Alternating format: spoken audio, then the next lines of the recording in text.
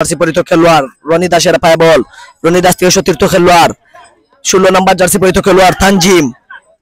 তারেক থেকে প্রতিপক্ষের আবারও 10 নম্বর জার্সি পরিহিত খেলোয়াড় সেন্টার পায়ে বল, শট নিয়েছিলেন, গোলে আক্রমণের চেষ্টা এবং গোল। অসাধারণ এবং চমৎকার একটি গোল দেখতে পেলাম আমরা শাওনের পা থেকে। 49 নম্বর জার্সি পরিহিত খেলোয়াড় শাওন অত্যন্ত চমৎকার একটি গোল করে ইতিমধ্যেই তার দলকে এগিয়ে দিলেন।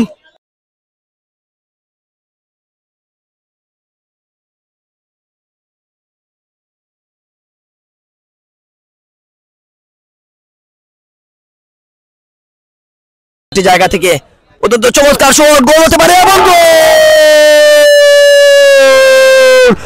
অত্যন্ত চমৎকার একটি গোল দেখতে পেলাম 9 নম্বর জার্সি পরিহিত খেলোয়াড় ইমরানের কাছ থেকে। সুপ্রিয় ভিউয়ার্স, ইতিমধ্যেই শাদিপুর তাদের একটি গোল পরিশোধ করে ফেললো। একটি শট অল্পের জন্য রক্ষা করে দিল রাজীব, তার দলকে কর্নার কিক লাভ করলো। আক্রমণের চেষ্টায় 8 নম্বর জার্সি পরিহিত খেলোয়াড় এবং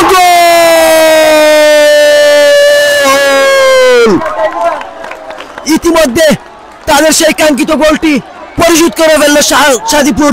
ইতিমধ্যে 2-2 গোলের সমতা। অত্যন্ত চমৎকার একটি গোল উপভোগ করলাম আমরা শাদিপুরের পা থেকে। আমাদের তার সাথে সাথে রেফারি বাসি এবং জানিয়ে দিলেন আজকের খেলার